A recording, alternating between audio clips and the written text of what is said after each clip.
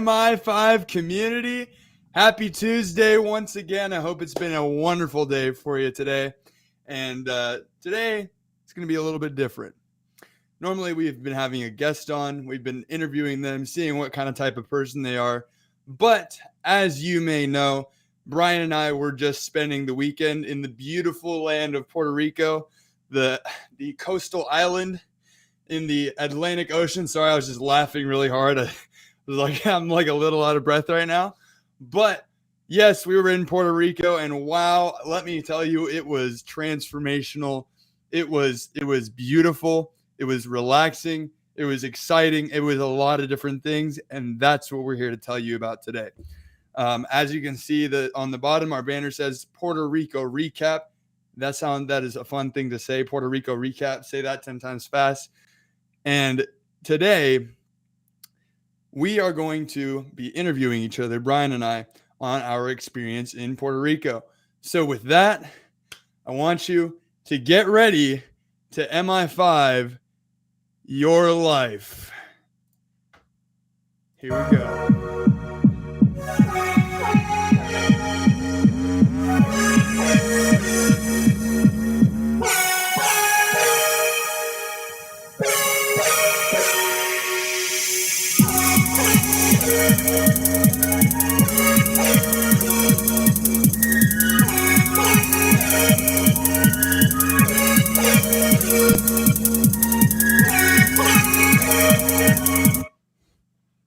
All righty.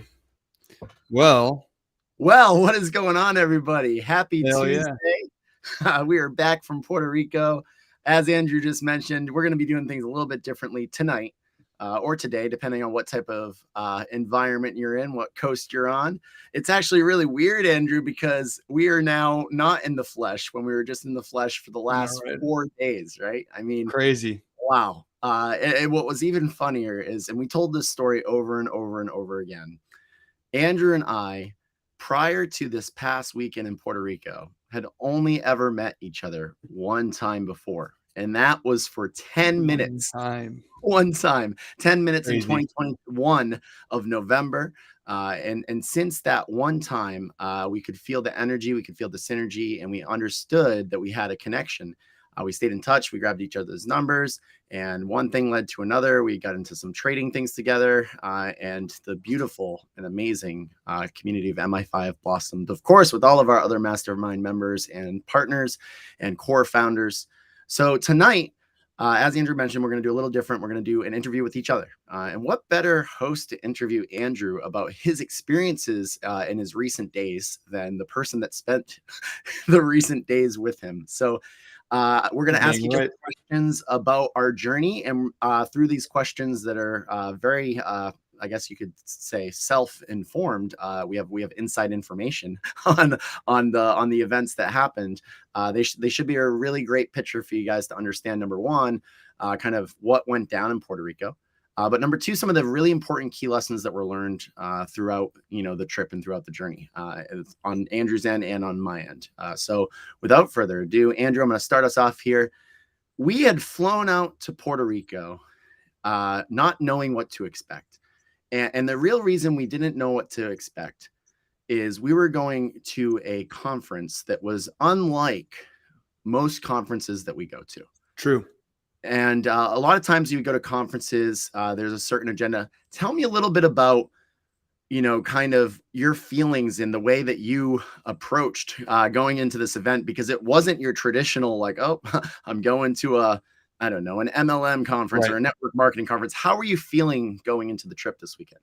Right. Well, I feel like this is a very, very good question especially with the past few months of my life that I've kind of like been, all the events that I've been partaking in, because actually this was my third major event with lots and lots of people, something that I had to travel to multiple days in the last 4 months. And dude, I mean, I knew that it was going to be extremely unique just even beforehand because of the community that I've already been integrated in with GIN, Global Information Network. Dude, having a success coach, like a mentor and everything like that, to kind of guide you through this community that's unlike any other kind of helped me to be a little bit more warm towards this, what was going to go down. You know, I wasn't like, oh, are we going to drink the goat's blood when we're there? Like, what's going to happen? You know, I've never been to this club before. Who are they? Like, I kind of had an idea. But, you know, to answer your question, going there and feeling the energy of these people, you know, and these are not just like, yeah, they're all entrepreneurs, most of them, right? But what I'm talking about when I'm saying these highly vibrational people is that all of these people, they know about and they practice law of attraction.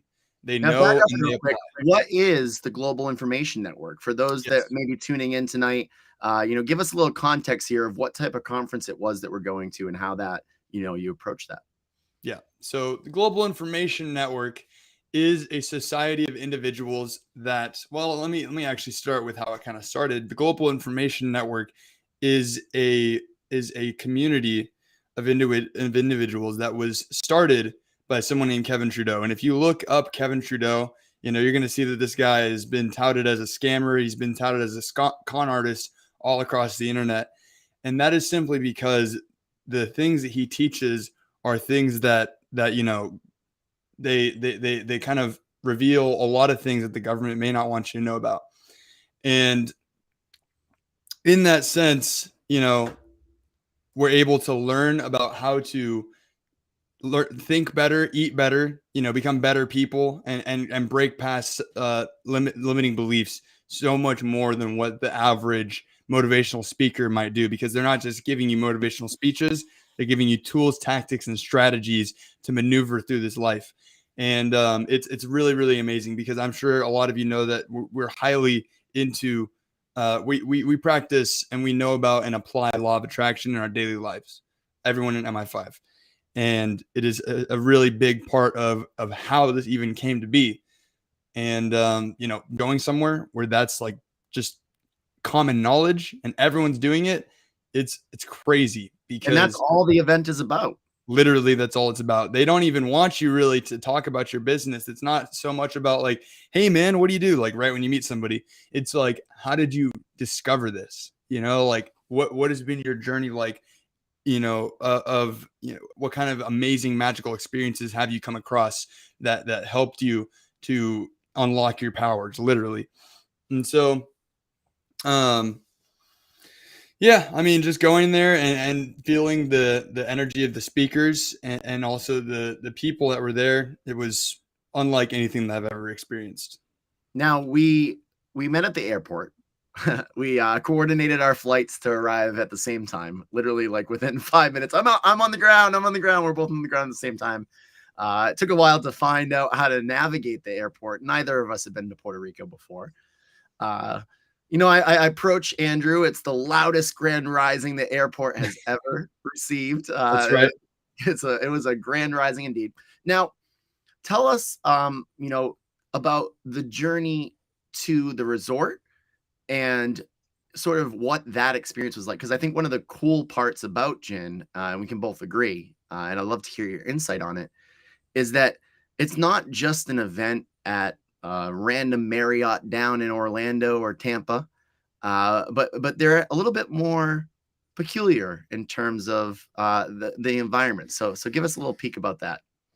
Yeah. So, you know, first of all, going to the airport and seeing Bryan for like the second time ever in person was like trippy to me. I was like, yo, like I only see this guy on Zoom. Like I only see this guy on Zoom and hear him on the phone.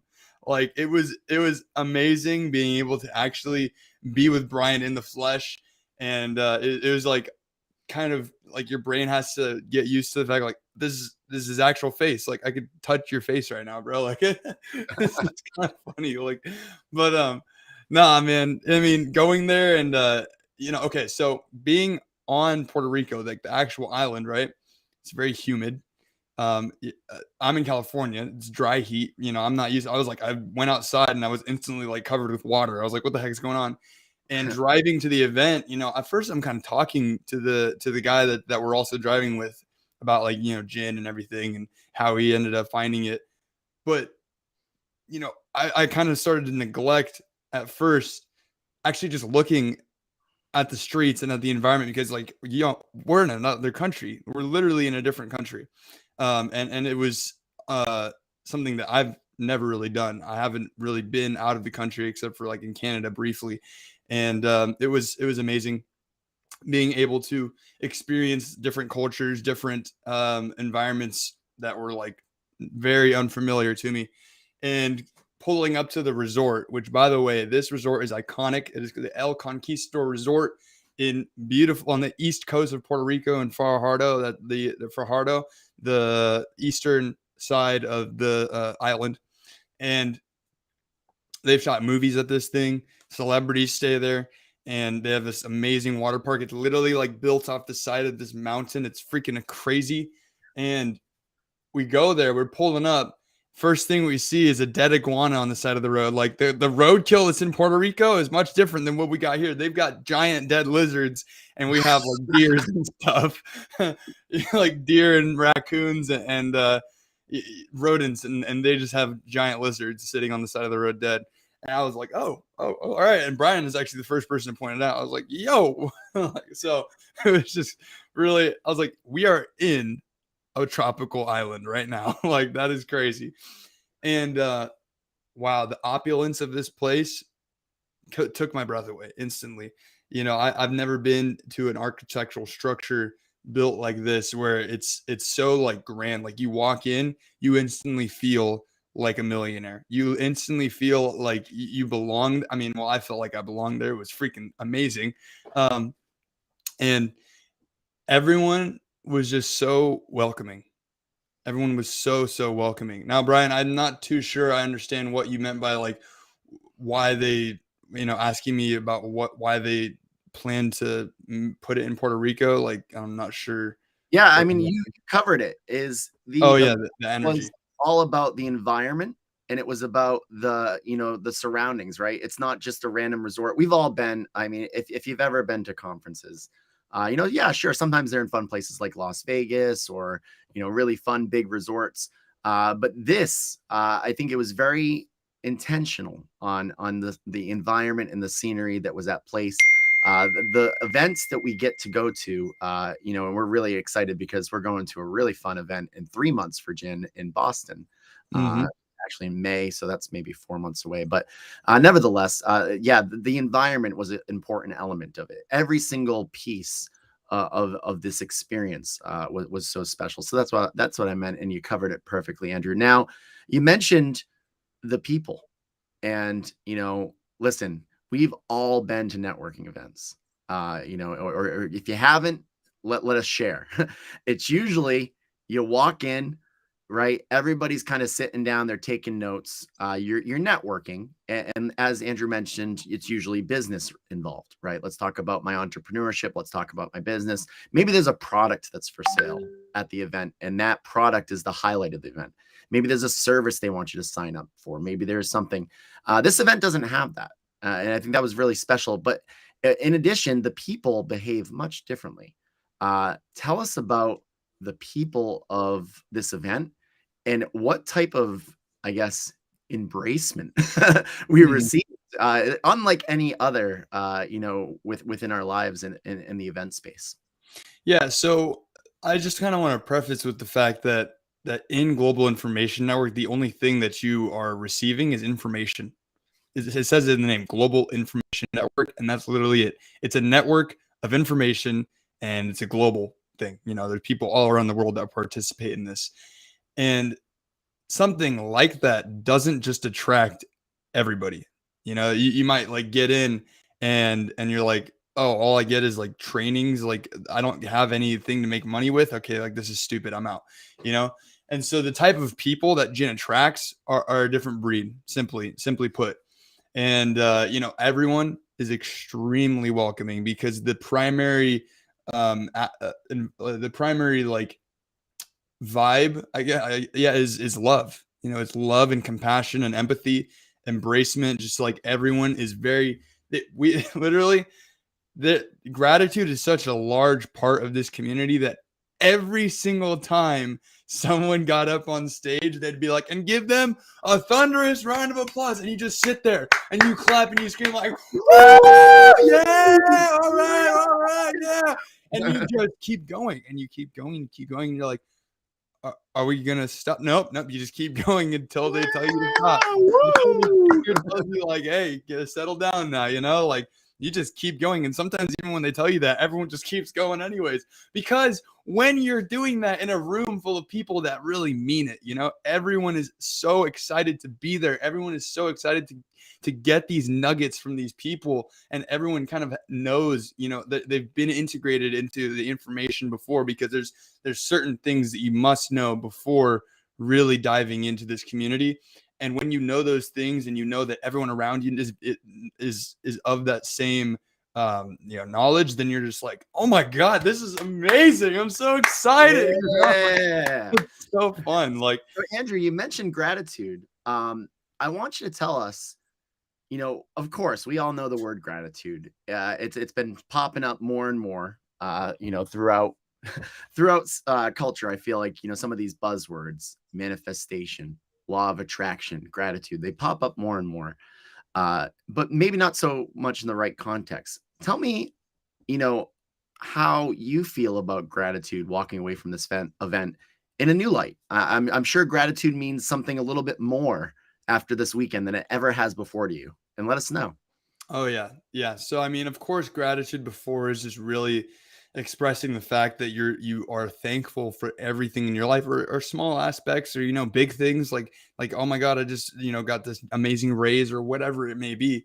However, gratitude encircles a much larger aspect of love, actually, because when you feel gratitude, you're not just feeling like thankful. It's not like thankful isn't, I guess, like because really feelings are the chemicals that are in our body. And so when we feel that grateful, we are releasing chemicals like dopamine, oxytocin. Like, we literally feel good because we're feeling grateful.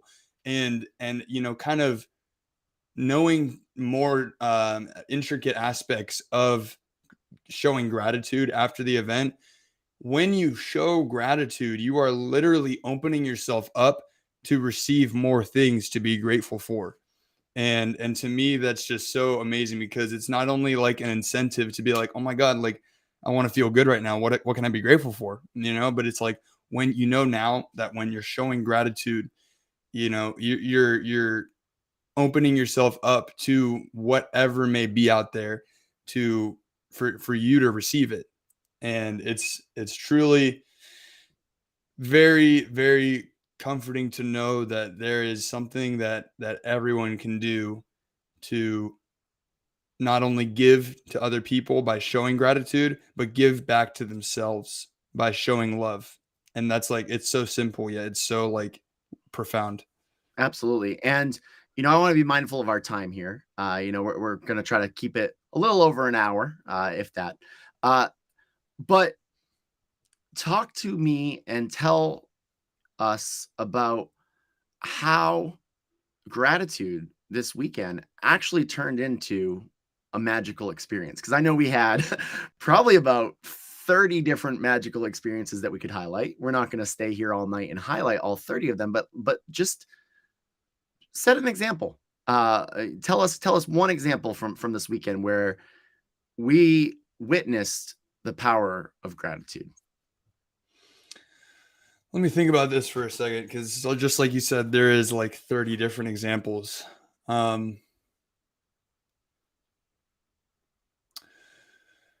Yeah. Okay. So there was one part where, Bryan had mentioned that he wanted to host a morning meditation service, or like a early bird meditation session, right?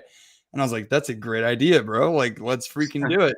Let's invite people. Let's spread the word. Let's let people know that we're going to be doing this, and that we're going to have, a cool time in the morning, because they would do morning workouts every morning before the session. So we're like, okay, so let's plan it before the session. Perfect. And, we set this intention, and later that night we go to this dinner, where we had literally shown up 30 minutes early to reserve the table for a group of friends that ended up getting invited to another table with their coaches.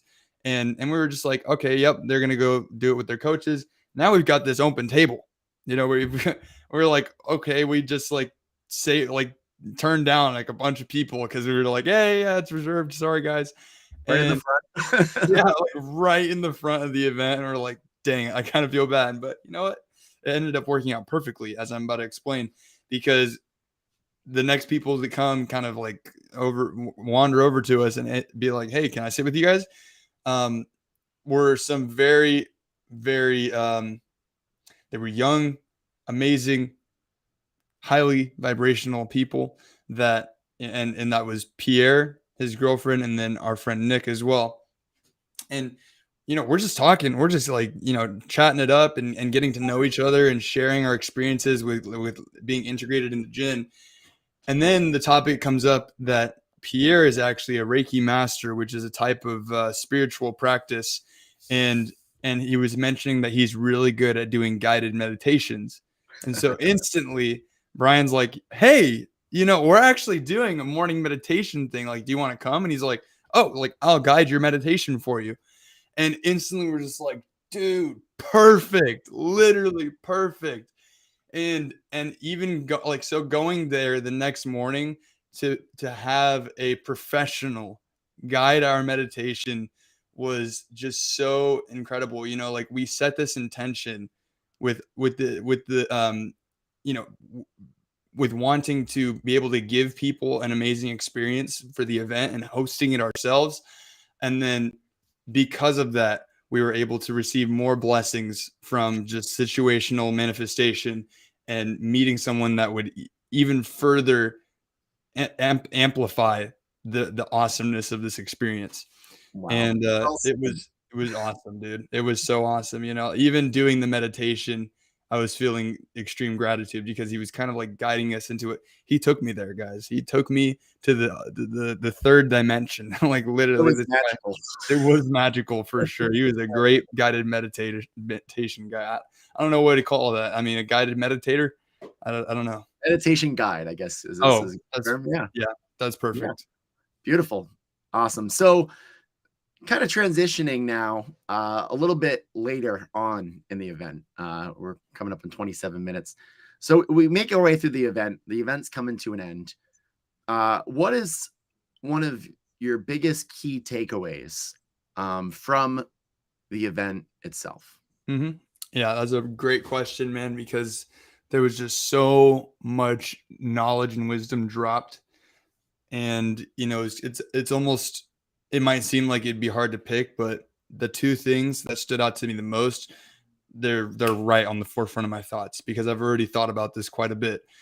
The first thing would be knowing when to pour your energy into somebody and when to not, because some people are just not ready to receive the full magnitude of who you are and like what you do and everything like that. There's no point in pouring yourself into somebody who's not ready to receive it.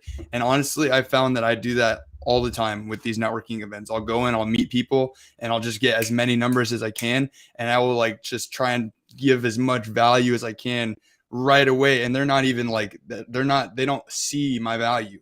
They don't see my value. They don't see like that I'm just trying to be generous or a good person to them. And they just think that like, what does this guy want out of me? They're not ready to receive it. I haven't tested them first for their energy. I haven't seen where they're at and if they're ready to receive what I'm putting down for them. And so that like just seeing it in examples of people there, them literally doing it to me and also like kind of meditating on that was huge and will literally permanently change the way that I like move about life forever. And then the other thing is owning yourself, owning who you are completely to your core, no matter how uncomfortable it may be. Because, and that kind of like almost ties into what I just, what I was just finished saying is like, when to pour your energy into somebody. What if your energy is like, it may seem like weird at sometimes, but that's just who you are.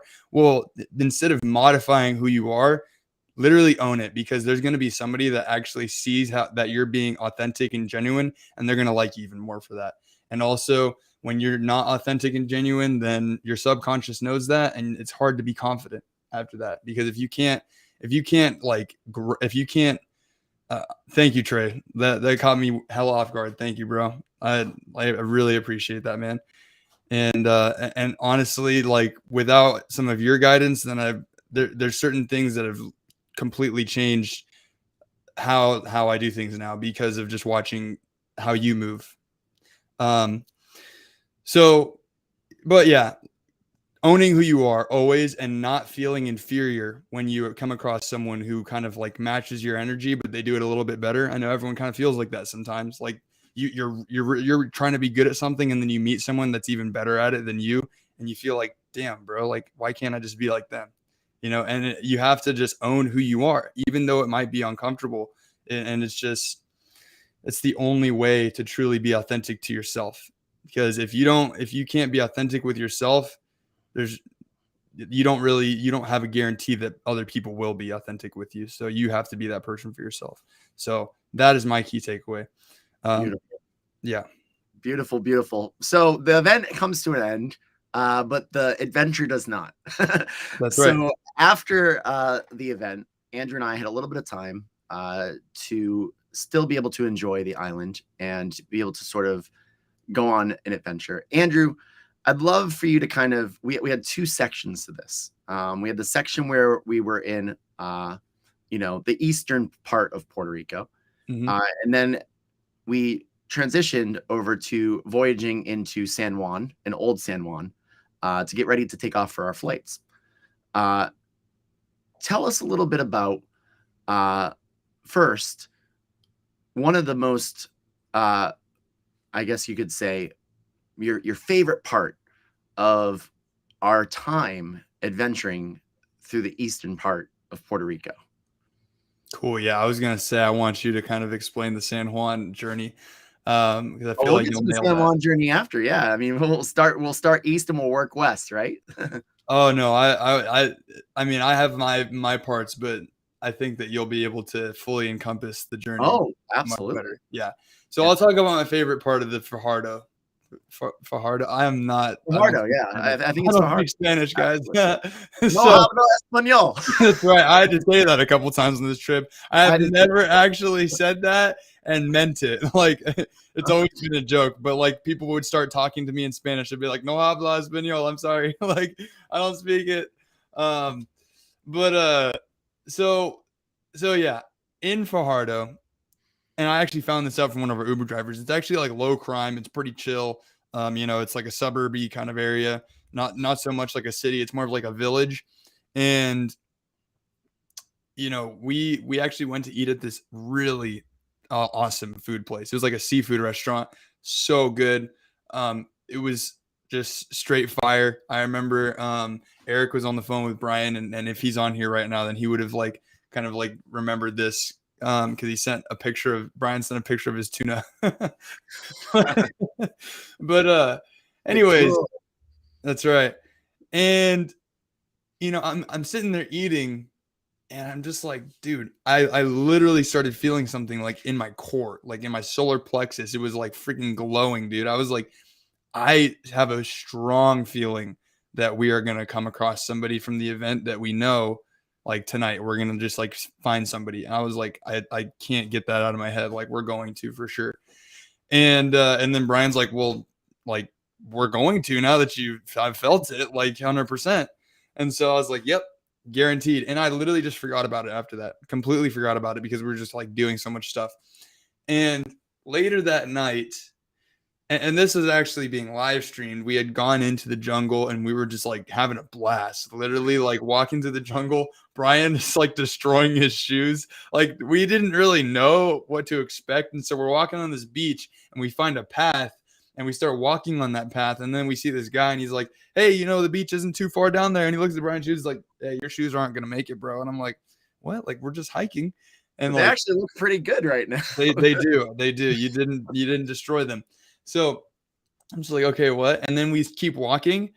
And then I understood what this guy meant, because as we continue forward on the path, as we're like, kind of like going, there's literally giant pools of like tadpoles and stuff that you have to walk through, like mud pools with like frogs and fish in them. And we're like, oh, like, okay, like I guess you have to walk through this now. And so we like do it, and Bryan does it. And then I think, when did you take your shoes off, bro? Like what? On the way back, I just never put my shoes on. Yeah. So then we go and we get to the beach and we have this amazing meditation session. And that's actually, oh yeah, I want to kind of like go over this. While we were doing an open eye meditation, staring at the horizon, and like standing in the ocean. It's shallow, and we're just like staring at the horizon, meditating. And that's actually when I came across my realization of standing, owning who you are, no matter how uncomfortable it is. Because I was literally standing in the ocean, and my legs started to hurt while I was thinking about this. I was like, standing for who you are always. I was like meditating on that kind of like idea, and my legs really started to hurt because I was just literally standing completely still on uneven ground. It was like kind of uncomfortable. And then I was like, oh my God. I was like, I have to stand for who I am, no matter how much the pain is, no matter how much it hurts, no matter how much like discomfort that I may feel, while owning who I am and not like trying to be like somebody else, like that. I was like, it was I was like, dude, I haven't had many experiences like that meditating, where something from the external world, like something that I'm like feeling, like shifts how I'm thinking about whatever I'm meditating on. So that was like crazy. And that's literally how I got to the conclusion of that kind of realization. But anyways, we're walking back. We like get ready and everything. Oh, actually, there's something before that. That was probably my favorite part. I have not felt the urge or to not do something that I knew would help me grow for a long time. I'm the type of person that will literally do pretty much anything, especially if I know that it's going to be uncomfortable and that I'm going to be a better person after it. But this time, Bryan got me. I got you. Bryan got me. Something happened where I found myself resisting. I was like, no, I'm not going to do that. Like, I don't do that. I'm not going to do that. I don't want to do that. That would be weird. And that was because I said, like, yeah, dude, we got to start hiking back because I got to go, bro. Like, I got to go to the bathroom. Number 2, it's bad. I'm about to, like we're prairie dogging over here. I got to get out. Let's go, dude. And so like I'm trying to like, get hurried up and leave. And he's like, dude, just go in the ocean. And I'm like, nah, what? I was like, that feels weird. I don't want to do that. like, I don't know, man. And so then he's like, dude, just do it. Like, it's going to be amazing. It's like, you literally just like wash yourself off in the ocean. You're fine. And he's like, dude, if you do it, I will do it too. And so we like go 50 feet the other way. And then we do it, and then we meet back, and we're like, did you do it? And we're like, yep, did you do it? Yep. All right. Yeah. And then I was like, dude, thanks for helping me do that. It was liberating. It was totally liberating. I was like, that was amazing. I'm literally going to do that all the time. As soon as I see the ocean, that's what I'm going to do. Oh my gosh. Maybe not at a crowded beach with the family members, I mean, shoot, man, that's just another barrier to break past. Yeah, and a sex offender citation. You have to own who you are, remember? No matter how uncomfortable. All right. Oh my God. Okay. And then walking back, this dude, Bryan, is like, yeah, I don't need shoes, bro. I'm just going to like walk in the jungle with bare feet. And I'm like, yeah, I guess that makes sense. But like later, kind of thinking about the fact that like there could be scorpions and like poisonous centipedes. And this dude's just like walking like mud caked between his toenails or his toes. And we're just like, yeah, dude. Bryan, you're a freaking badass, dude. Straight up. I would not do that. And anyways, as we're hiking back, remember, I had said that I felt like we were going to find somebody. As we're hiking back, we like bump into 2 guys. We're like, oh, sorry, guys. Sorry. I didn't mean to get in your way. And then we're like, Well, only oh, two oh my people that we god, bumped oh into my the whole god, time. like, yeah, we were like, dude, holy crap! Like, it was our friend Igor and Dennis from the event, and they were hiking in the jungle at like 9 o'clock at night, the same time as us, same path, and there's like a bunch of different paths you can take, and we're just like, oh my god, dude, and they were like, what's up, guys? Like, they weren't even surprised at all. They were probably manifesting it too. Like, I don't even know. And so these guys were camping in the jungle the entire time of the event.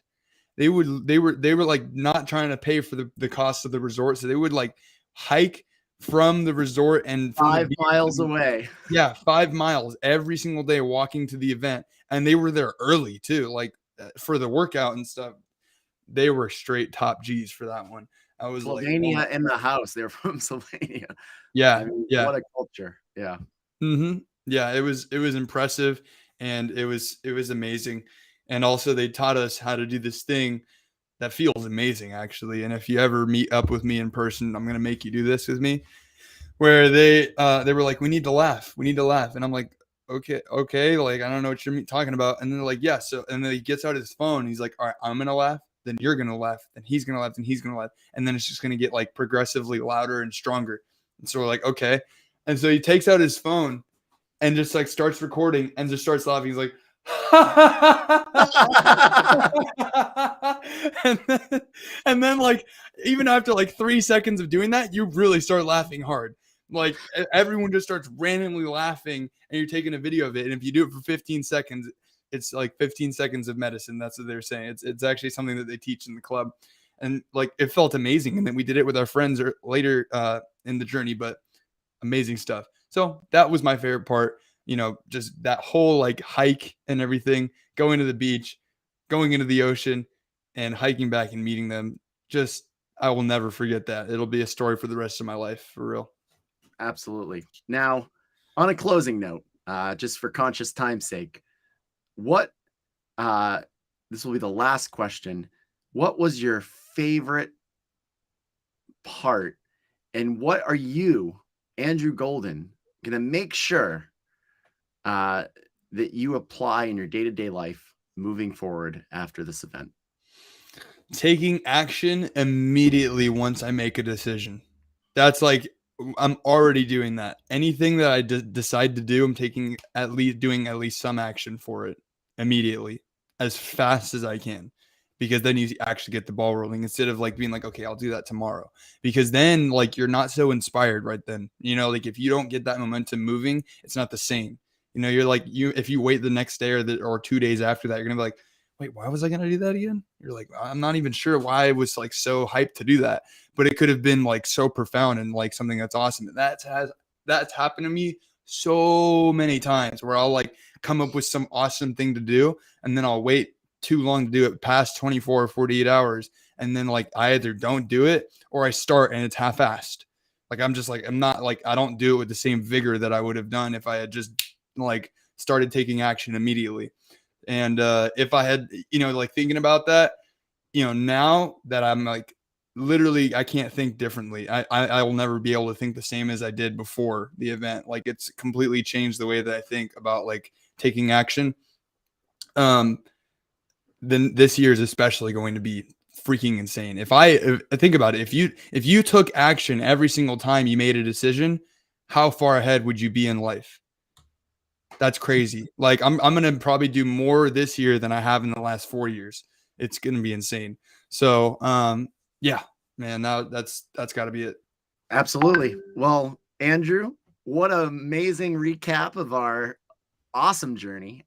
We didn't get into the San Juan and Old San Juan part, but we'll save that for me. Mm-hmm. Dude, I think we can both say we really truly had a blessed, and a lot of gratitude is in our hearts walking away from this trip. And we're gonna take a quick 1-minute break and put a timer on here, and we are gonna return and reverse and switch musical chairs. So we'll see you in a minute. Talk soon.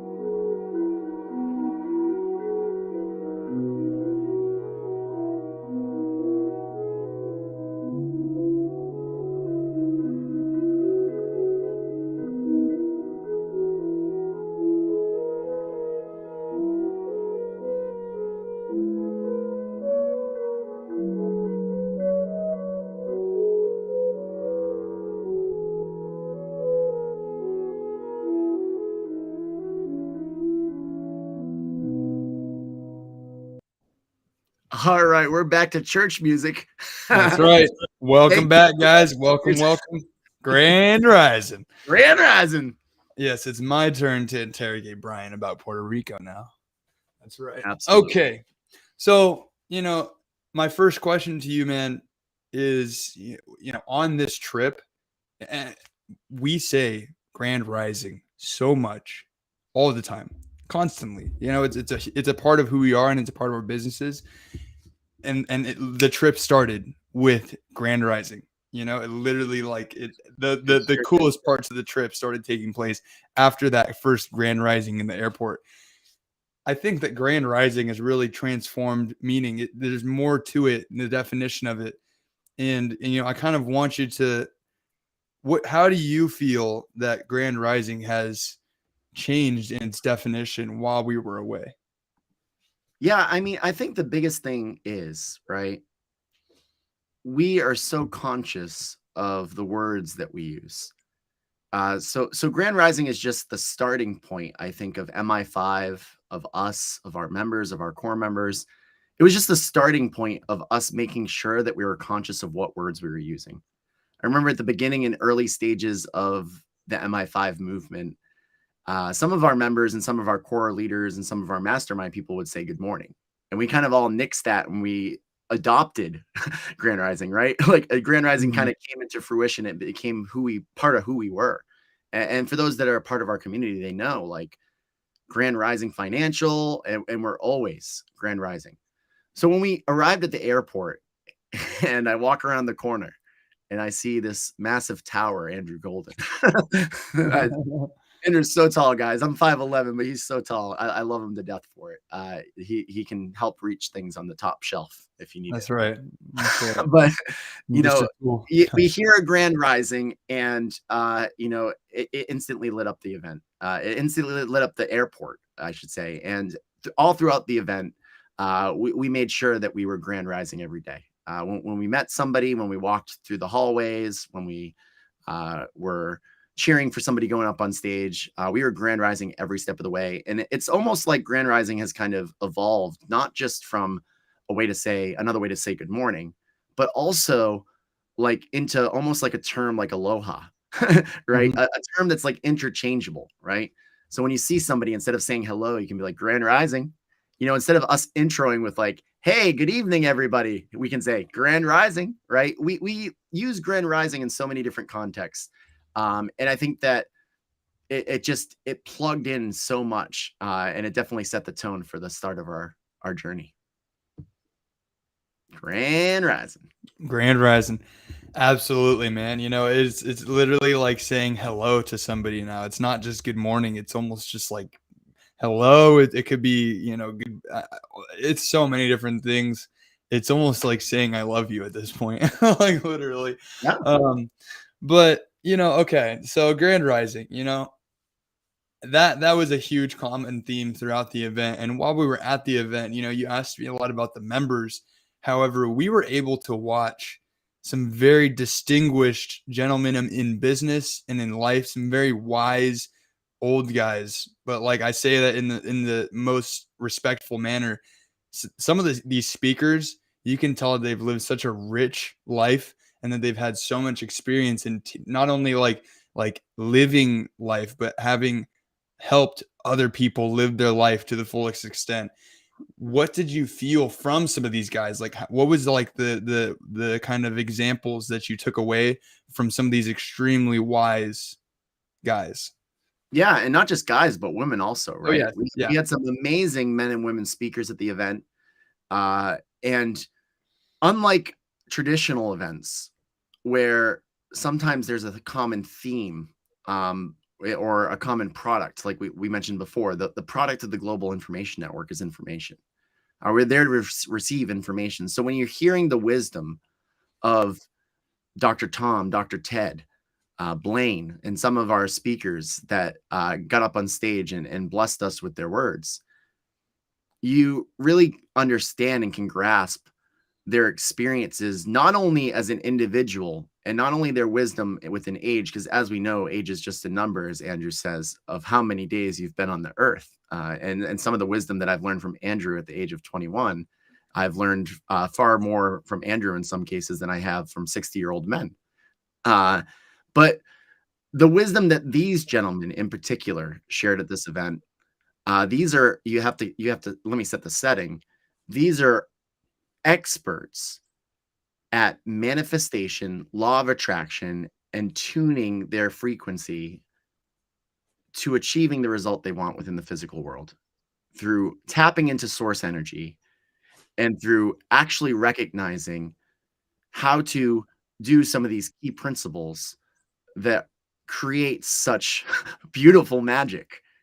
And not only through the magic and the wisdom that they shared and sort of the stories and the journey that they share, were we able to learn how they navigated certain situations within their life and applied that magic. But we also were feeling the energy beam out of them while they were speaking. And as Andrew mentioned earlier, we were beaming out energy out of ourselves as we were recognizing them. We were applauding them and we were giving them praise for sharing the wisdom, for coming onto the stage, for coming off of the stage. And it truly was just infusing the entire conference center. Guys, it was like being inside of the Energizer Bunny's drum as he was beating it. Like, it was vibrating at such a high frequency that all of us, like, I kid you not, you could feel your skin buzzing, you could feel your skin tingling, and you could just feel such warmth and gratitude coming out of your heart from these speakers and from each and every person at that event, because you're not going to pay to be a part of the Global Information Network to receive information unless you are truly seeking and willing to have that studious sort of mentality of receiving and learning and applying the information in your everyday life. You're just not going to. I mean, it's just not a thing. And then this is something that, you know, a lot of people can't wrap their head around. Like, why would I pay for it when I could go to YouTube and search some videos on there or read an article or just go buy a book? By the way, guys, we're not trying to get you to sign up for the Global Information Network. There's no referral or MLM or anything. We're just talking about like how we're so blessed to be members. I want to just throw that out there just in case you guys think this is going to like end with like, hey, join the Global No, not at all. we're just part of a really fun club and we love to be a part of it. But I just want to throw that. But yeah, go ahead, Andrew. On to the next question, man. Yeah. So I should have asked this before, but I'm going to ask it now just because like this is kind of now coming to the forefront of what I'm thinking about here while you're speaking. You know, I haven't known you for a super long time. However, I do know you well enough to know that you have been in this way of thinking. You've had this attitude towards life for, you've said, a decade. I mean, I don't know if it's longer than that, but you said decades, right? And I'm like, okay, being that kind of person and knowing about this stuff and it existing, what's it like having this whole other curtain unveiled of just like all of these new tools and information? Like, what's that like, man? No, that's a really great question. So what you're referring to is feeling good all the time and feeling the energy of recognizing that optimism or looking at failures as lessons and, you know, taking opportunities and turning them into something magical or seeing the best in every situation isn't a trait and a characteristic that a lot of people possess.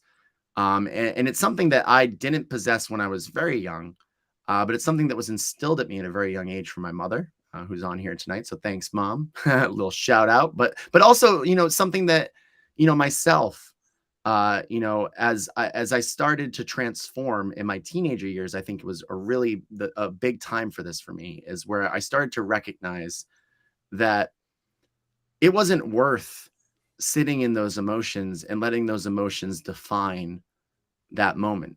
Because just because you have a bad moment doesn't mean you have to have a bad day. Just because you have a bad morning doesn't mean you have to have a bad afternoon. Just because you have a bad week doesn't mean you have to have a bad month. And just because you have a bad month doesn't mean you have to have a bad year.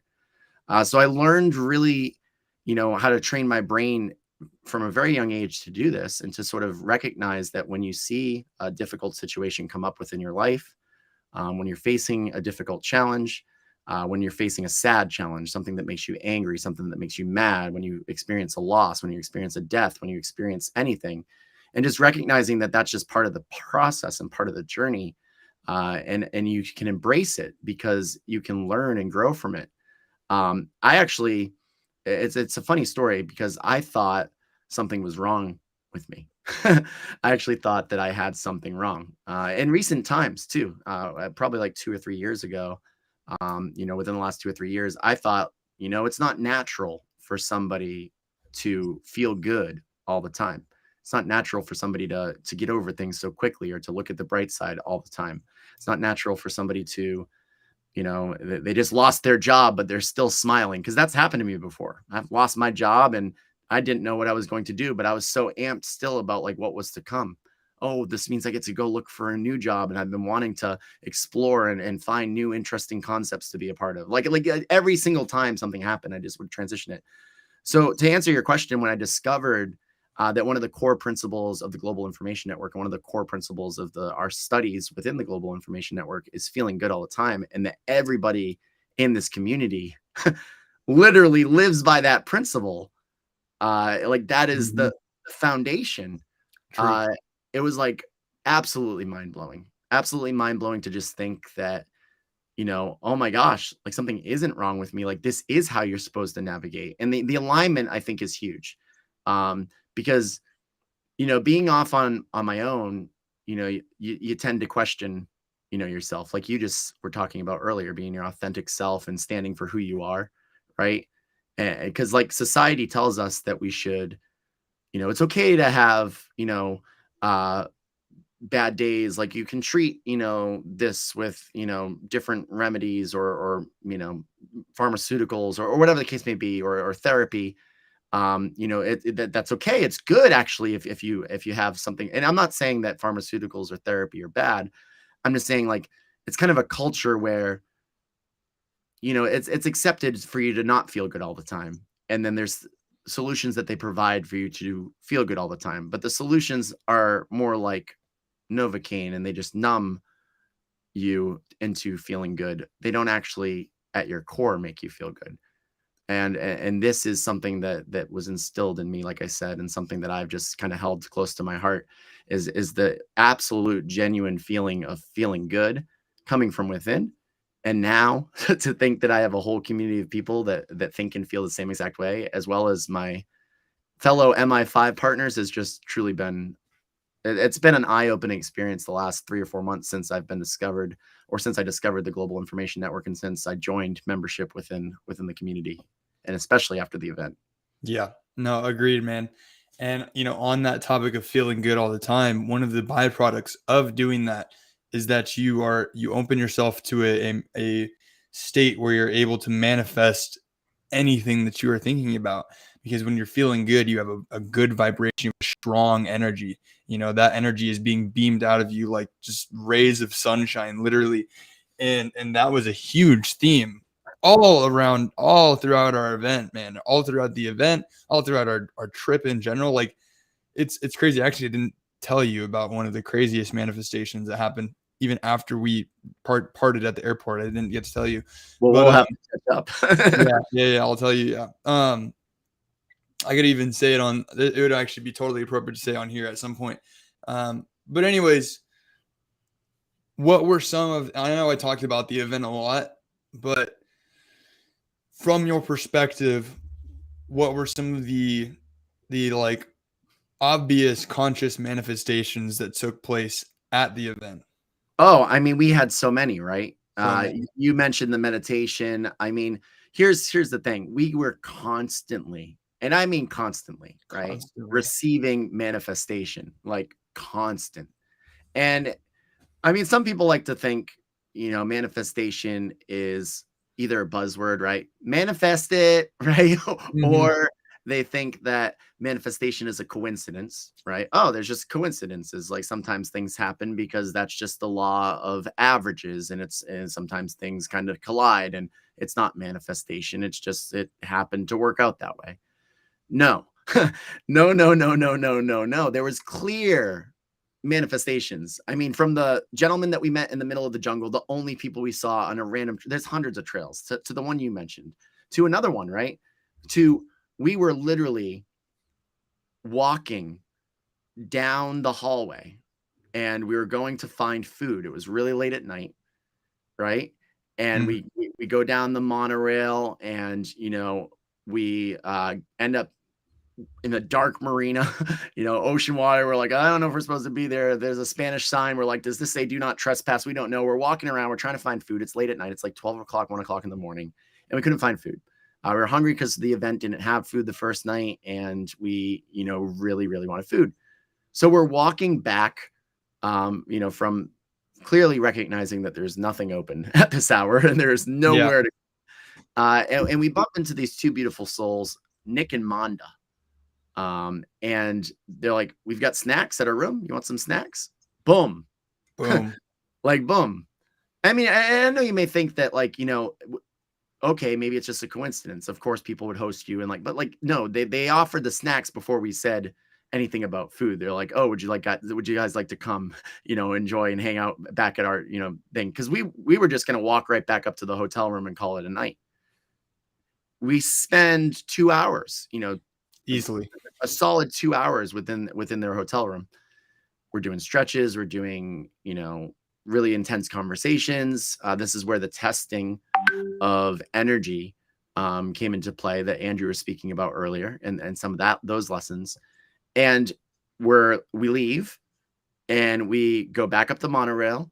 And again, this is a giant resort. It's in the side of a mountain. There's all these different sections. There's a building on the top of the mountain. There's 2 buildings down below the mountain. There's multiple buildings. There's a giant golf course, the gated grounds. It had to have been 100 acres of land. Like, it was just a lot of land. And we're walking down one of the hallways and we pass by our roommate, the gentleman that we're staying with, and Andrew's coach, at the exact time in an exact hallway at the exact places we were just about to get ready to go back to the room. There's another manifestation. These just happened over and over and over again. We were speaking to a woman named Taylor, and we had no idea whatsoever that Taylor was actually in the same group of people as Pierre, who guided our meditation.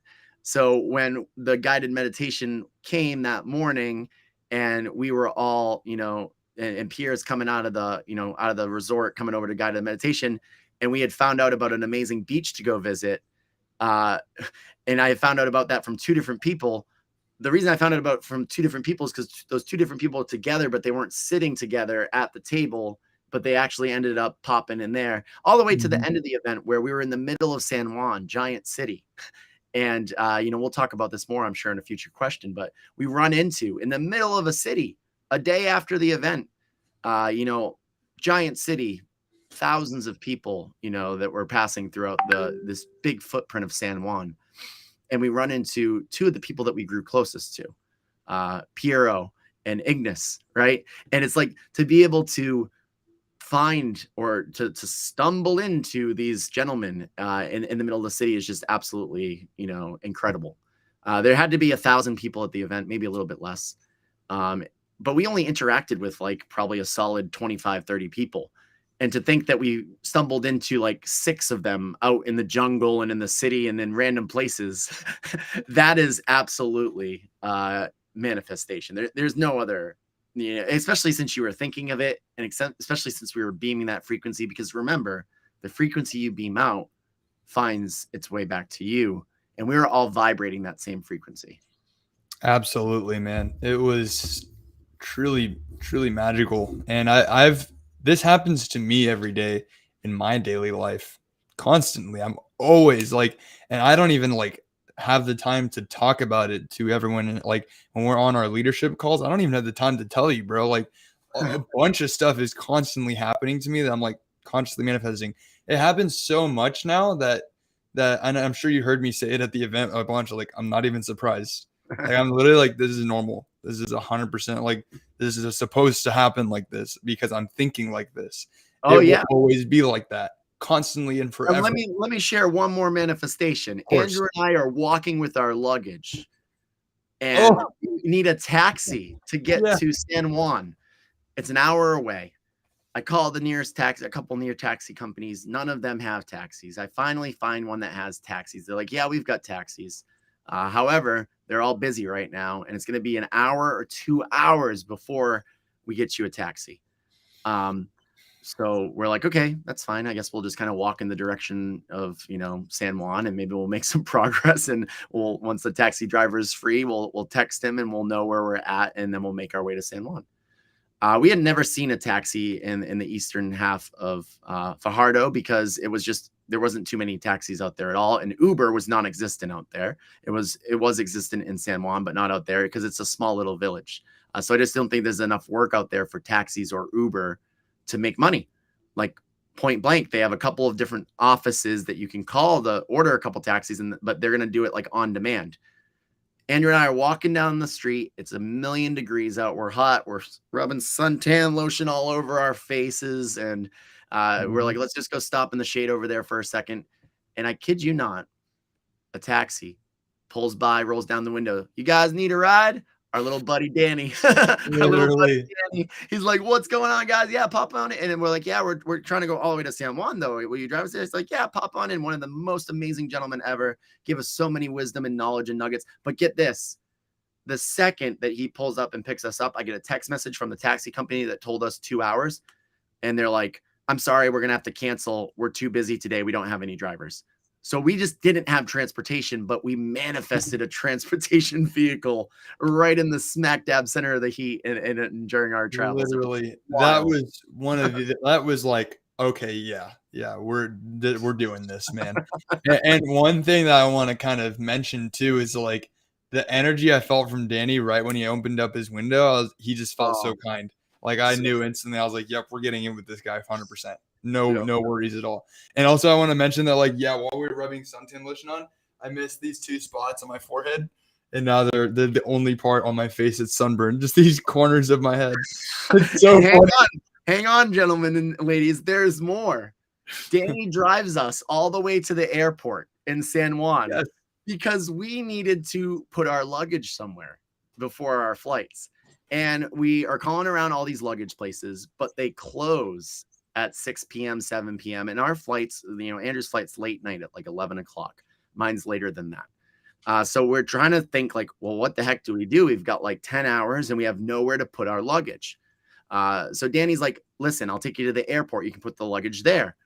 So we bring our luggage into the airport and we go over to the luggage place, and the luggage place in the airport closes at 6 p.m. too.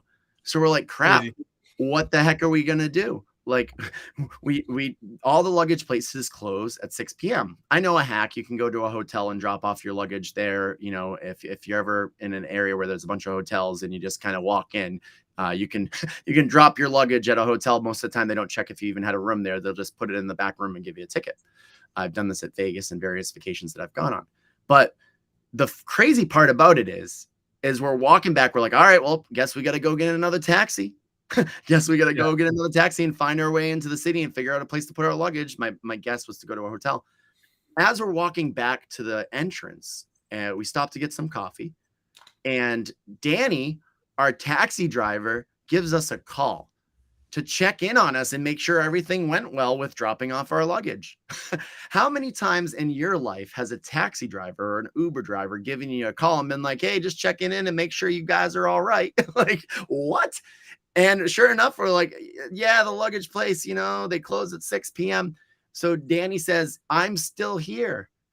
I haven't left yet. He was talking to one of his other taxi friends. He's like, come on out. I'll give you a ride. And he drives us for free to one of the nearest hotels and drops us off. I mean, guys, manifestation after manifestation after manifestation of just magic blossoming within our lives every step of this trip. It was so magical. It really was just out of this world. Incredible experience with him. And one thing also, I'm gonna tell another manifestation story because this one's kind of crazy too. When we were walking from the resort in Fajardo to so one other crazy thing is our roommate Bashir.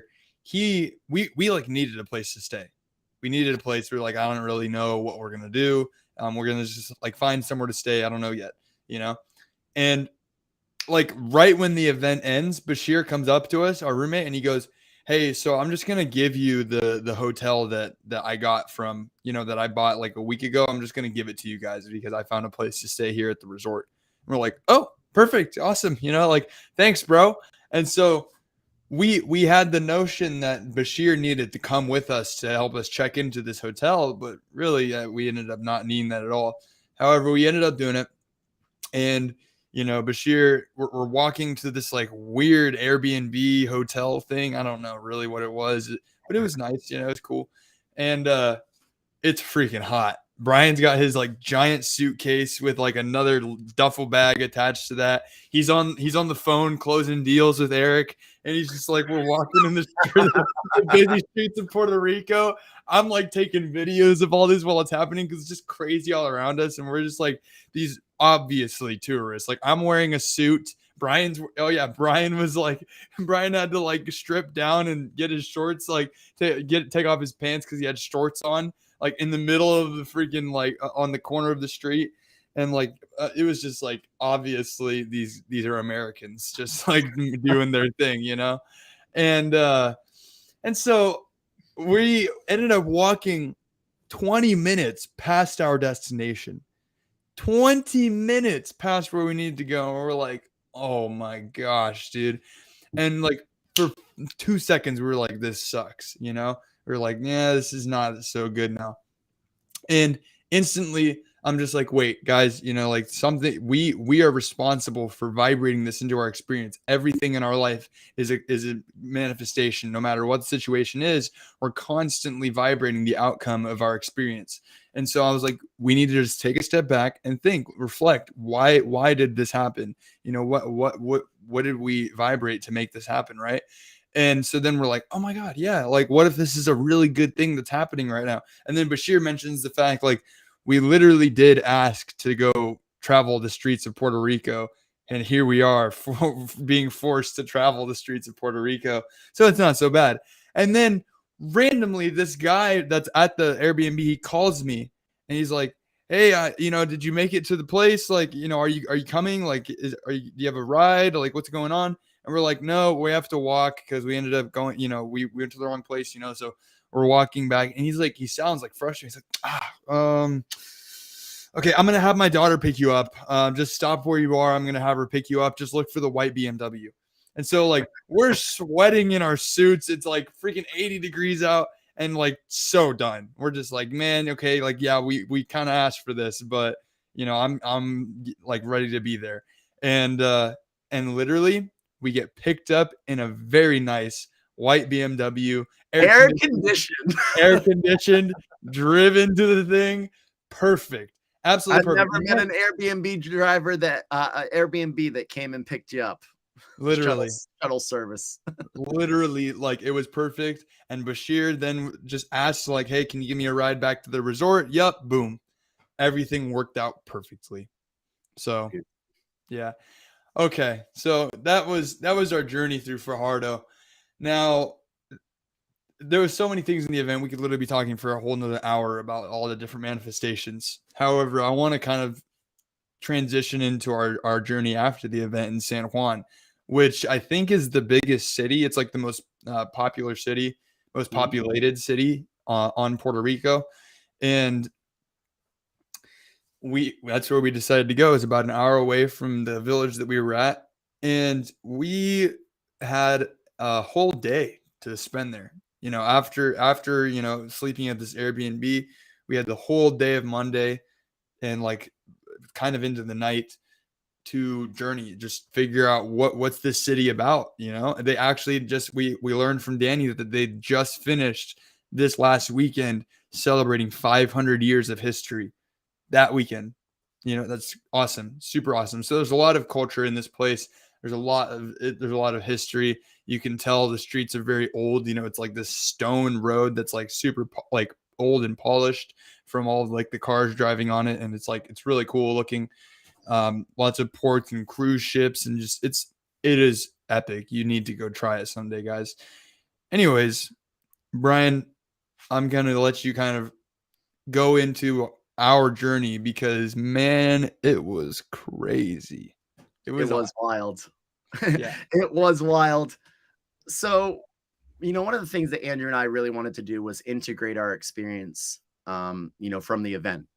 And if you guys don't know what the term integration means, it's such an important element of a lot of things that you should do in life. If you have an experience or if you have, a profound moment within your life, integration is one of the most critical tools in terms of growth.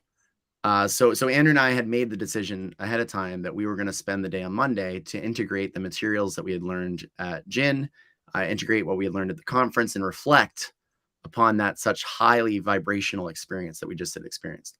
So we made our way to the city, and we're walking, through the streets of Old San Juan, and we're seeing everybody taking down all the festival stuff, and we're kind of deciding, what is it that we're going to do? And we didn't really have an agenda. We didn't really know where our journeys were going to lead us. But I'm going to break down for you the magic that happened. So we find these scooters. And if you guys have been in any cities, the scooters that you walk up to, you get an app and you just press a button and you can rent them. And you leave them wherever you want. So we find a couple scooters. We pop on the scooters. We start whizzing around in Old San Juan. Oh my gosh, so much fun. So much fun. Just whizzing around the streets, the ocean line. There's old ruins of like these forts where these cannons are, and there's this giant hill, and it goes up to the ruins, and there's a fence, and you can look into the ruins and see. And Andrew and I just sat up on that hill because when you turned around, you could see out for miles and miles and miles into the Atlantic Ocean. And then with the other way, you could see like the city from a very high point. Really cool. And the government building, the giant government mansion. It was just a gorgeous scenery. And we were blessed because we were the only people up there. So we're sitting up there on the top of the hill, and we are playing some amazing frequency music, and we're meditating, and we're integrating. We spent a solid, probably an hour up there, Andrew, right? Yeah. Just sitting there, easily an hour, just sitting with ourselves, sitting with gratitude, sitting with our thoughts, and really truly integrating. This is where a lot of, if tonight sounds like a magical, story, all the things that Andrew shared, all the things I've shared thus far, it truly is. And as you can see, it's made an impact within our lives. And I hope it makes some impact within you guys' lives, because we like to share our journeys to be able to allow others to kind of see some of the lessons that we've experienced and grown from, and hopefully provide value for those that hang out. So for everyone that's popped in tonight, thank you so much. But we're integrating. And sure enough, the time comes, we stand up and we're walking down the hill, and there's this little carved out portion of the bush. There's bushes all along to the left of us. And there's this little carved out portion with like the trees and the bushes chopped down. And we go over to it, and it's just the most extraordinary, like the most extraordinary view ever. The waves are crashing down. There's this little cove, and it's all eroded. And it's like, it's a postcard. It's a movie. It's the most beautiful scenery ever. So we stood there for about 5-10 minutes and just truly soaked it in. And I said, Andrew, we are going down in that cove, and we're going for a swim, man. We're going down that cove for a swim. It was just so beautiful. It was gorgeous. Absolutely amazing. And so we need to find a way to get down there, because it's like 400 feet down. We're like towering up above it. We're like, how the heck do we get down there? So we are walking through, and we're going through, down along the coast. Well, I was like, let's just follow the coast. And we see a big iguana, a giant iguana. We hung out with him for a little bit. He was so cool. He was just hanging out there, enjoying the view. We continue to go along, and we finally find stairs that lead our way down to the beach. And we start walking down to the beach, and we run into a gentleman, Dante. And this guy didn't have to stop and say hello to us. We said hello to him, but something stopped him and made him turn around. And I think honestly, it's something that he needed, because he turned around and he said, "Hey, where are you guys from?" You know, he walked past us at first, and it would appear like he was just going to keep on going, but something turned him around that day, and or yesterday rather, and sure enough, we ended up diving deeply into his soul, and really peeling back the layers of his life. Here's a gentleman that makes really good money, over six figures. He's in the tech industry, but he's not happy within his job. Well, Mi5, we're all here. Like, you guys know. That's right. Grand Rising. Grand Rising. So, like, we see this prime individual. But the thing about it is, guys, is that he was calcified a little bit. His soul was calcified because he was a 34-year-old gentleman, just like myself. And he thought that he just needed to find the right job. And that's what he felt like was missing within his life. So I kept challenging him. I'm like, yeah, man, but like, what is it that you want to do? Like, what do you want to be in life? And he just like, oh, well, I hope I can find it. I kept on asking him. And he kept on giving me answers that weren't the real answer. So I kept on peeling back and poking. I'm like, no, but like, what do you want to do? What is your dream? What is your passion? What is your goal? And it was actually a really, really magical experience, because you could just tell after we parted ways with this gentleman that, we exchanged numbers. We're going to probably connect in, a couple of days here or something. His perspective of like thinking that he had to just he's like, oh, well, maybe Google will come into my area of the country and I can work in the Google offices, and that will be a great place to grow old and retire because they give you good work-life balance and they've got a meditation room.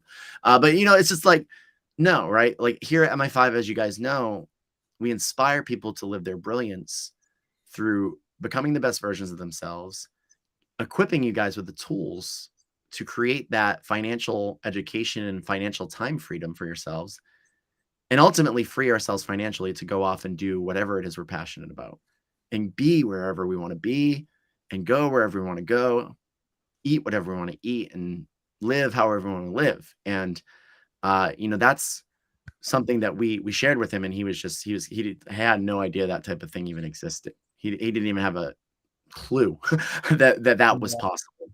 And it was really cool to kind of make that, that genuine impact. And something, like I said, drew him to us.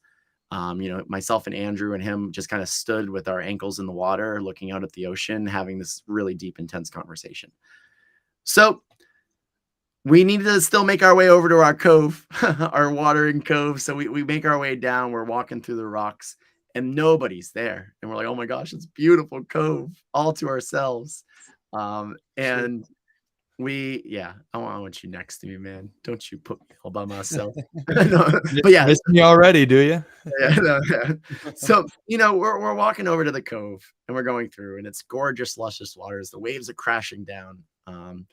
And we're walking through the cove, and I see this rocky structure, and I'm like, Andrew, let's go up over and see the waves. Let me quickly paint some of the picture, guys. This is like blue and green water, like bright blue.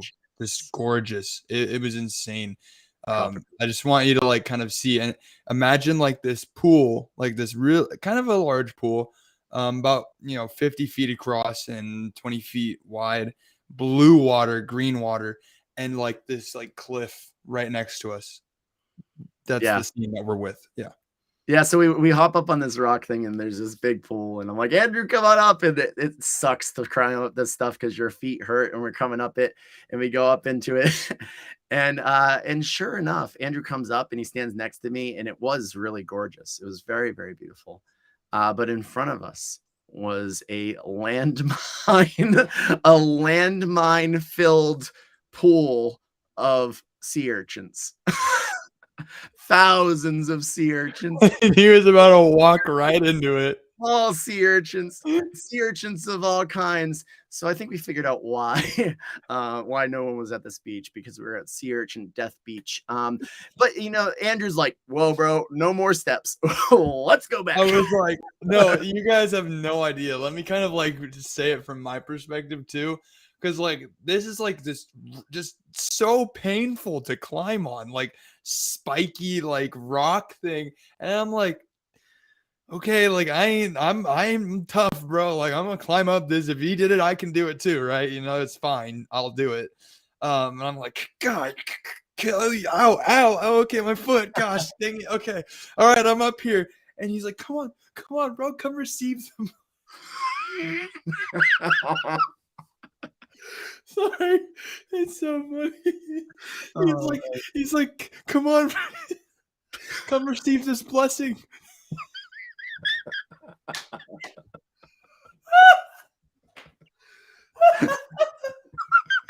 Oh my God.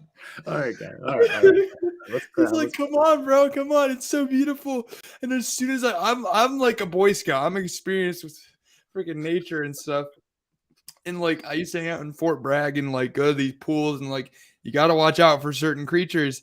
And like instantly we get up there and I'm like, oh my God. I'm like, dude, this is dangerous. Like, we need to go right now. Like, we're in the one area that's not completely covered with these death sea urchins. And I'm just like, there's so many sea urchins. But hey, you know what? It was such a fun adrenaline rushed experience. And Andrew's like, all right, let's turn back. And by all means, right now. by all means, we turned back. We left, we got out of there. But it was such a gorgeous, gorgeous cove. And to face death in the form of sea urchin snow. You don't always die, but it just the fun behind it was really cool. It was really cool to experience that. Definitely something I'll remember for the rest of my life. So Andrew and I, we continue. We go back up to our scooters, and guys, there's like 4 miles of roads where you're able to just whiz with scooters. So we're whizzing down.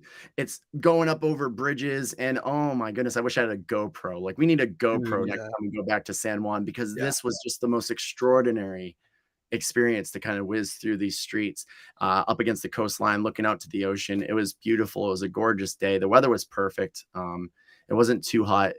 It wasn't too cold. We got some beautiful slushies, coconut and passion fruit. And lots of just gratitude and soaking, and again, integrating our experiences and thoughts.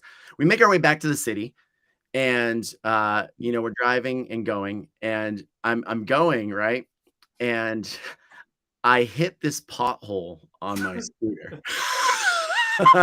I hit this pothole on my scooter. I flew like 15 feet in the air. Like 15 feet in the air, like up in the air, like I'm up. And I literally turned into a ninja. And somehow I rolled on the pavement, and I sprung back up to my feet.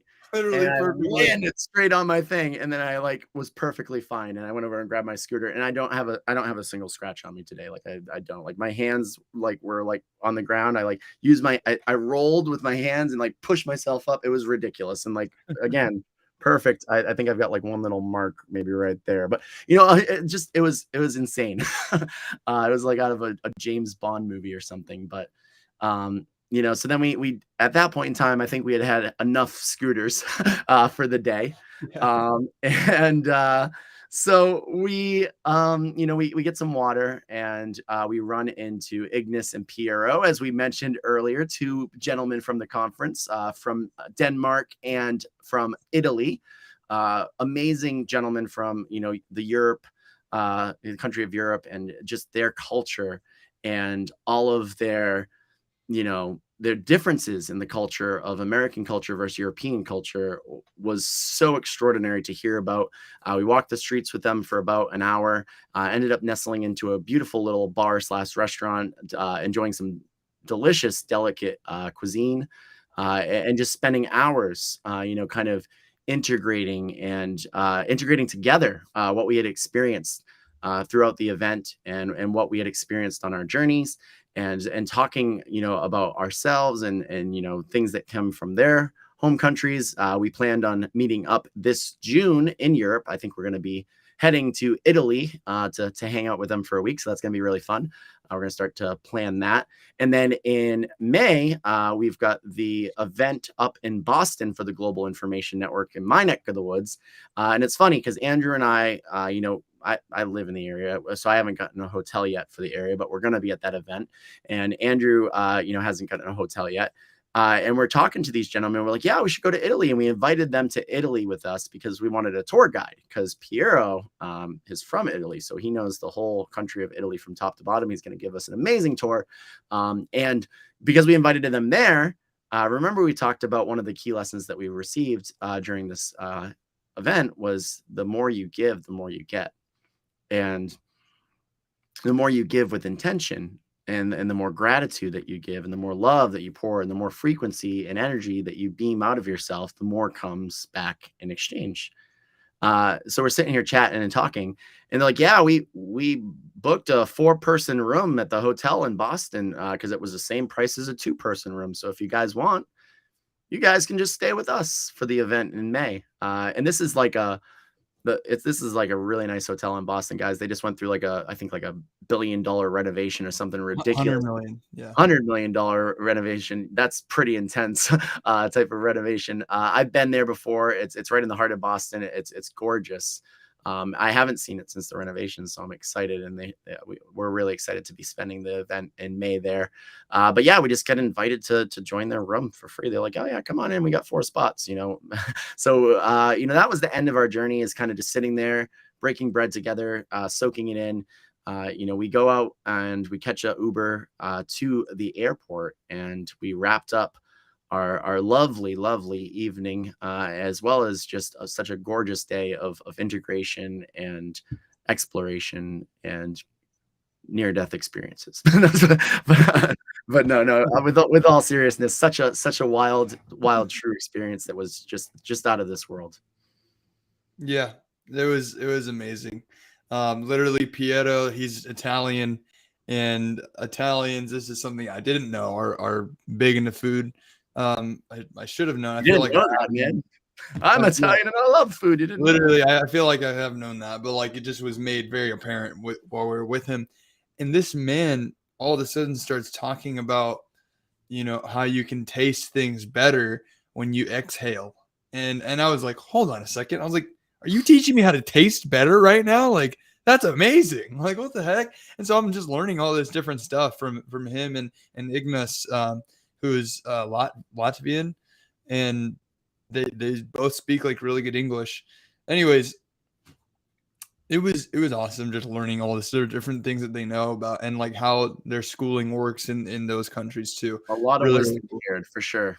Yeah, one thing that I want to highlight that's so cool that I learned just really quick is that in Europe, where they're from, when you go to school for business, you don't just learn about school business. You actually, they put you in a business that you can get your hands dirty, which is so cool. We don't do that in America. We don't get that kind of experience. I almost feel like it's for a reason, so that they can kind of keep you below the competition. But anyways, yeah, super cool with those guys. Now, Bryan, we're coming up here on the half hour mark, and I still have one very important question to ask you, and that is what is your key takeaways from this event? What are the things that have been at the forefront of your thoughts since we've left, and what are you going to do to integrate them into your life? That's a really great question. I spent the majority of my night last night, all the way into today, actually journaling on the event, so that I could really integrate one last time, in addition to all the integration we did yesterday. I think one of the biggest key takeaways for the event is energy and frequency seen through a different lens, and how to truly navigate and to truly dictate how, where, when, and at what intensity you use that energy and that frequency within you. Similar to yourself, like you said, we are highly vibrational beings at our core. So by all means, we're vibrating at our highest potential at all times. But being able to recognize when you're in close proximity with that similar energy and when you are not, it is something that you could really feel the difference from the people at the event versus the people in the outside world. You know, just even from being at the event around all the people there and then transitioning into San Juan and passing by people in the streets or sitting by people in the restaurants or different Uber drivers and stuff that we had, you have a better awareness of actually being able to tell. And I know it sounds weird, but like there is an actual like feeling. And it's something that you can feel if you pay close enough attention. And one of the biggest things that I think, you know, that helps you feel this energy, and this is a quote that, you know, I think I've heard you say before, Andrew, and I've heard several people hear it, is that you've got 2 ears and 1 mouth, use them proportionately. And when you take the time to recognize that proportionate ratio, and you really do ask more questions to the person, and you approach every single person that you come in contact with that proportionate ratio, when you recognize that you should not be the one who is talking the most, you should be receiving the most. And you do this by prompting people with questions. You do this by prompting people with curiosity and genuine curiosity, not just sitting there asking something for the sake of asking it because you're just waiting for the chance for you to be able to talk about what you want to talk about next. But asking it with genuine curiosity, with genuine love, with genuine compassion, with genuine emotion, and receiving the vibration that's coming from the conversation, because conversation is vibration. And this is one of the biggest things that I did at the event that I've done before. You know, it's one of the success stories of Mi5 is we've asked people what value they provide for the universe and had millions of Zooms all over the world. Like that's part of the success. But doing it and having a pulse on the frequency and the vibration while doing it is a completely different experience. And when you do this, you truly do genuinely, and you can get a scan of a person's frequency and vibration. And then you can determine how long, how much, and how intense you want to proceed moving forward within that conversation with that individual. And you're able to either you're really able to task prioritize, you know, the interactions that you had, because we would come across lower vibration frequencied individuals, not only at the event, but in public. And I don't know if you noticed this, Andrew, but like some of the people, like, you know, I deliberately kind of ended conversations sooner, or I engaged and made them much more in depth, and I made them a lot longer. And this sort of this selective process of understanding that for maximum optimization of your time, and your, you know, time is one of the most valuable resources that we have. It is the most valuable resource that we have within life. Is a new takeaway from me, because you should be auditing the energy that is around you at all times, not just auditing your friend circle, not just auditing how successful they are, not just auditing how much wisdom they have to give. Those are all really important things, and those things go hand in hand with how much their energy and how high of a vibration they are. But you should also be auditing the energy like an electrical tester. But I didn't have the electrical tester before this event. And I feel like more and more that I study into this material, and the more that I study into the law of attraction, and the more and more that I tap into the energetic fields of frequencies and vibrations that come from the soul and come from within and come from love and gratitude and all of the things that we experience in utmost highest forms of their concentration this weekend, the more I'm able to fine tune my electrical tester to those that I come in contact with on a daily basis. So for that, so many lessons will blossom from the way that I interact with humans on a daily basis. Wow, man. That is a gold nugget for everyone. I hope you just really were listening to Bryan when he said that, because that some people only learn that after a lifetime. Seriously, that was fire, bro. I didn't even pick that up. Like, dude, I'm like gonna write that down after this. Seriously. Um, and that was a whole trip experience. And this is going to be my last question before we wrap up here. Out of the information that we learned on activating your leadership energy, what is your favorite part? What are you going to be doing every single day? Yeah, I think, to echo kind of what you said earlier, activating leadership energy doesn't necessarily pertain just to leadership. And that was the topic of the whole conference. For those that don't know, I don't know if we mentioned that. We may have kind of been passing, but activating leadership energy is not only leading others, but it's leading yourself.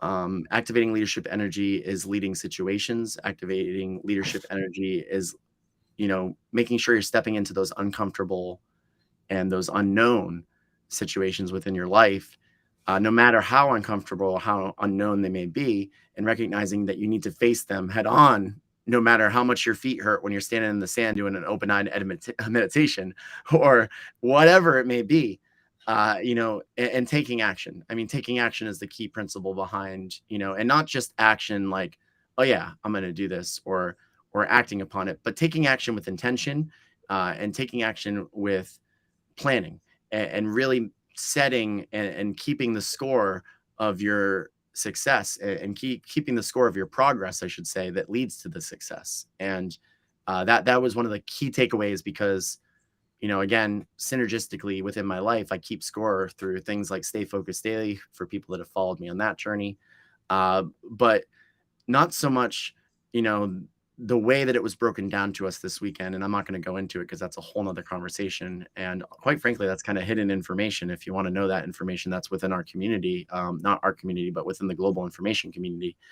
But that is the key takeaway for me, is leadership energy is applicable across all areas of life, not just situations where you find yourself leading others, but leading yourself as well, or leading situations.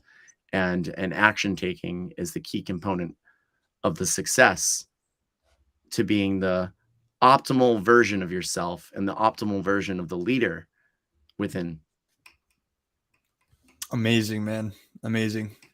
And with that, guys, I want to kind of close out by highly, we're not here to promote joining the Global Information Network. However, I do strongly encourage that you give yourself that blessing, give yourself the opportunity to learn how to become a more highly vibrational individual, and learn how you can literally make all your dreams, wishes, and desires come true. Why wouldn't you want to have that for yourself? I mean, it's truly, and it's just, if you feel like you're in a family. I mean, while we were there, Yeah, we if were you're ready encouraged for everyone. it.